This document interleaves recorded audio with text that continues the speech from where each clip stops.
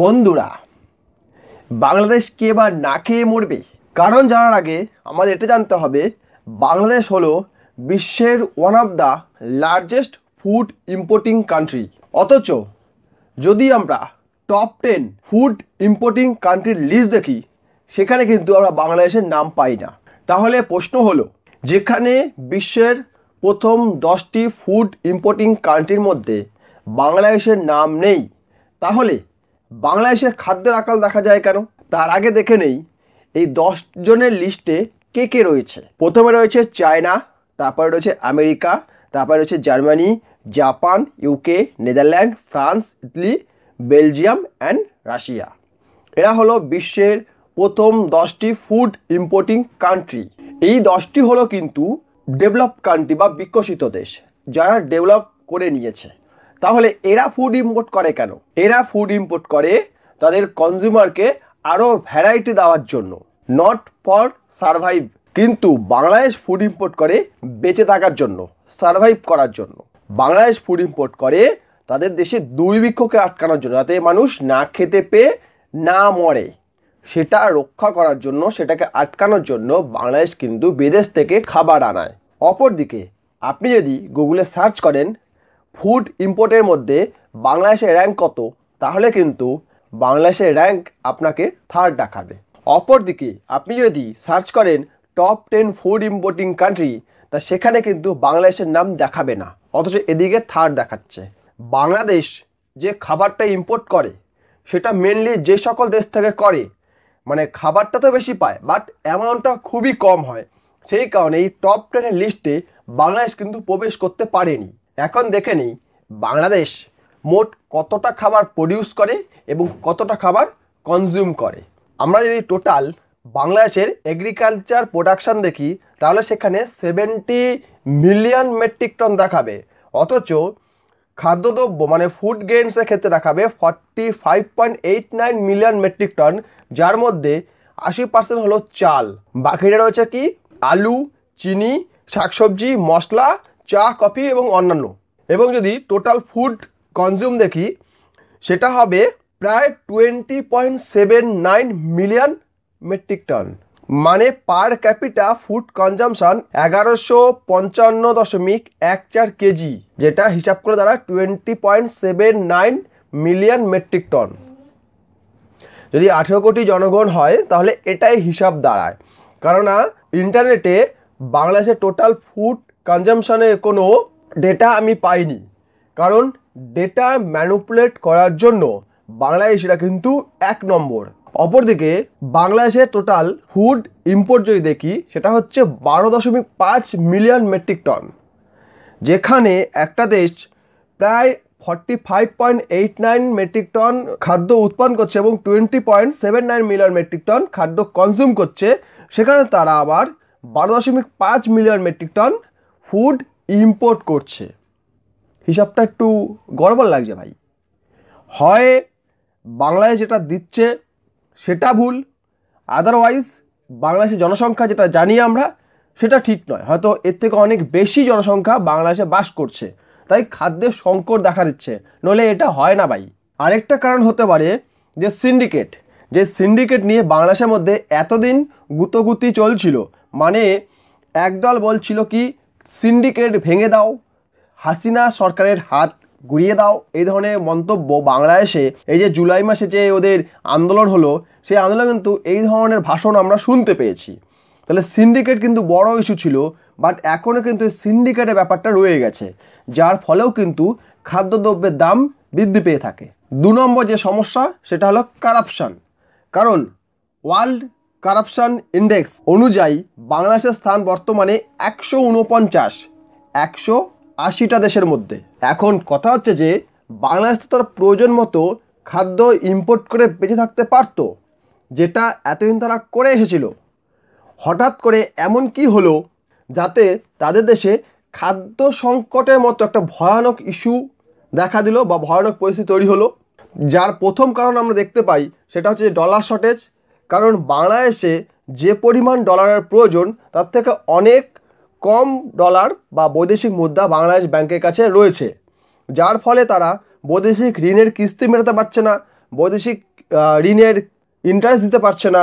2 নম্বর, তারা তাদের দেশে প্রয়োজনীয় সামগ্রী ইম্পোর্টের বিল দিতে পারছে না। এটা হচ্ছে প্রথম কারণ। আর দ্বিতীয় কারণ, যেটা হচ্ছে বর্তমানে সবচেয়ে বড় কারণ, সেটা হচ্ছে গিয়ে আরাকান সেনা বা আরাকান আর্মি। আরাকান সেনা চট্টগ্রামে বেশ কিছুটা এলাকা দখল করে নিয়েছে। সেটা একটা অন্য বিষয়, সেটা অন্য কোনো ভিডিওতে আমরা ভালোভাবে ডিসকাস করব।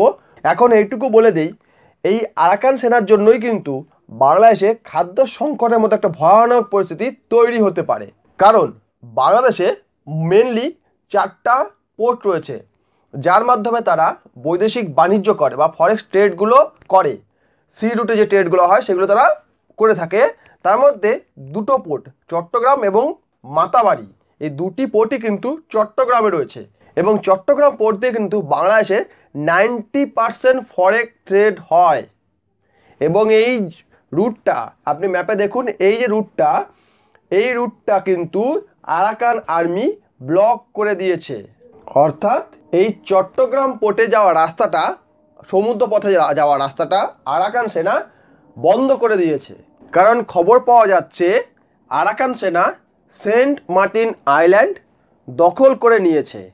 আর এই সেন্ট মার্টিন আইল্যান্ড দখল করার জন্য সমুদ্রপথে চট্টগ্রাম বন্দরে যাওয়া রাস্তাটা আরাকান সেনা বন্ধ করে দিয়েছে। ফলে কোনো জাহাজ চট্টগ্রাম পোর্টে প্রবেশ করতে পারছে না। আর দ্বিতীয় কারণটা হলো, মায়ানমার হলো বাংলাদেশের দ্বিতীয় বৃহত্তম ফুড এক্সপোর্টিং কান্ট্রি। মায়ানমার থেকে বাংলাদেশ যেটা মেনলি কেনে সেটা হচ্ছে চাল। কারণ বাংলাদেশে যে খাবারটা খাওয়া হয়, কনজিউম করা হয়, তার 80% কিন্তু চাল। এখন যদি দেখি বাংলাদেশে যে 5টি দেশ প্রধানত চাল সাপ্লাই করে, তাদের মধ্যে কে রয়েছে? প্রথমে রয়েছে ভারত, 2 নম্বরে রয়েছে কি বার্মা বা মায়ানমার, 3 নম্বরে রয়েছে কি থাইল্যান্ড, 4 নম্বরে ভিয়েতনাম এবং 5 নম্বরে চায়না। ভারত থেকে টোটাল $257 মিলিয়ন চাল কেনে, মায়ানমার থেকে কেনে $57 মিলিয়ন। মানে বুঝতে পারছে, ভারত থেকে চাল কেনে 257 আর মায়ানমার থেকে কেনে 57, থাইল্যান্ড থেকে 37, ভিয়েতনাম থেকে 15 এবং চায়না থেকে $3.62 মিলিয়ন চাল কেনে বাংলাদেশ। অথচ কিছুদিন আগে পর্যন্ত তারা চেঁচামেচি করছিল ভারতীয় পণ্য বয়কট করুন। এটি একটি হাস্যকর ব্যাপার, ভীষণই হাস্যকর ব্যাপার, বুঝলে কাংলা? যাই হোক, আরাকান আর্মির জন্য মায়ানমার থেকে বাংলাদেশ চাল ইম্পোর্ট করতে পারছে না। কারণ সমুদ্রপথ অথবা স্থলপথ, যে কোনো পথ দিয়ে হোক না কেন, আরাকান আর্মি কিন্তু এই 2টি পথই বাংলাদেশের কাছে বন্ধ করে দিয়েছে। মানে স্থলপথ এবং জলপথ কোনো পথ দিয়েই মায়ানমার থেকে বাংলাদেশ চাল ইম্পোর্ট করতে পারছে না। 2 নম্বর, ভারত বিরোধিতার জন্য ভারত থেকে সেই পরিমাণ চাল বাংলাদেশে যাচ্ছে না, যার ফলে বাংলাদেশে একটা বিশাল বড় খাদ্য সংকটের পরিস্থিতি তৈরি হয়েছে। এছাড়া আরেকটা ইস্যু রয়েছে, সেটা হচ্ছে রোহিঙ্গা ইস্যু। এই রোহিঙ্গার জন্যই কিন্তু আরাকান আর্মির সঙ্গে বাংলাদেশের একটি গন্ডগোল লেগে গেছে। কারণ এই যে এলাকাটা, এই এলাকায় রোহিঙ্গারা মেনলি বাস করত। যবে থেকে আরাকান সেনা এই এলাকাটা দখল নিয়েছে, ঠিক তখন থেকেই এখানে বসবাসকারী রোহিঙ্গাদের বাংলাদেশে ঠেলে দিয়েছে আরাকান সেনা। তারা এটাই চাইছিল যে তারাই জায়গাটা দখল করবে এবং রোহিঙ্গাদের এখান থেকে উৎখাত করবে বা দূর করবে। কিন্তু বাংলাদেশ ফরেন মিনিস্টার হুঙ্কার ছেড়েছে যে আমরা রোহিঙ্গাদের মায়ানমারে পাঠিয়েই ছাড়বো। অপরদিকে আরাকান সেনা বলছে আমরা কোনো মতেই বা কোনো মূল্যতেই রোহিঙ্গাদের ফেরত নেব না। এই রোহিঙ্গারা হলো বাংলাদেশ এবং মায়ানমার সম্পর্কে বা বাংলাদেশ এবং আরাকান সেনার মধ্যে সম্পর্কে ফাটল ধরানোর একটি মেন কারণ এই যে রোহিঙ্গারা বাংলাদেশে প্রবেশ করেছে, প্রায় 60 লক্ষ রোহিঙ্গা বাংলাদেশে রয়েছে এবং 60 লক্ষ রোহিঙ্গাকে বাংলাদেশ খাওয়াতে হিমশিম খাচ্ছে। এমনিতেই দেশের মধ্যে খাদ্য সংকট, যেই পরিমাণ খাদ্য উৎপাদিত হয় সেই খাদ্য তাদের পেট ভরে না, তাদেরকে আলাদা করে আরও 12.5 মিলিয়ন মেট্রিক টন তাদেরকে ফুড ইম্পোর্ট করতে হয়। এই ফুডের মধ্যে ইটেবল অয়েল, ভেজিটেবল অয়েল, সেই সঙ্গে চাল, ডাল, তরি তরকারি সব কিছু থাকে। এই মুহূর্তে রয়েছে সবজির সিজন, শীতকাল, এখন সেরকম সবজি না গেল আর কিছুদিন পরে দেখবেন ভারত থেকে গাড়ি করে করে লঙ্কা, আলু, টমেটো, পেঁয়াজ সব বাংলাদেশে প্রবেশ করছে। কারণ বাংলাদেশে এই ধরনের জিনিসগুলো ওই সময় থাকে না, মানে যেটুকু খাবার উৎপাদিত হয় সব তো খেয়ে নেওয়ার পরে থাকে না, তখনই বিদেশ থেকে কিনতে হয়। আর কোনো ব্যবসায়ী যদি দিতে না চায় তখন তো হাতে পায়ে ধরে জিনিসটা নিয়ে আসতে হয় এবং ওই নিয়ে আসা খাবার খেয়ে পেট ভরিয়ে সেই দেশটাকে গালাগাল দিতে হয়। এই হচ্ছে বাংলাদেশ, বা আমরা বলি কাংলাদেশ।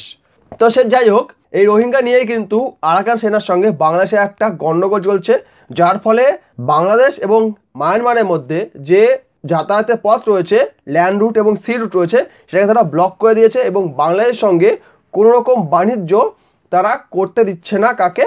মায়ানমার সরকারকে করতে দিচ্ছে না। আর মায়ানমার থেকে যেটা মেনলি বাংলাদেশ যেত সেটা হচ্ছে চাল, আর সেই চাল যদি না যায় তাহলে বাংলাদেশ খাবে কি? আর এই কারণে কিন্তু বাংলাদেশে একটা ম্যাসিভ ফুড শর্টেজ দেখা গিয়েছে। আশা করি আপনার ভিডিওটা ভালো লেগেছে। ভিডিও লাইক করবেন, কমেন্ট করবেন, শেয়ার করবেন, চ্যানেলটা সাবস্ক্রাইব করবেন। ভিডিও দেখার জন্য অসংখ্য ধন্যবাদ।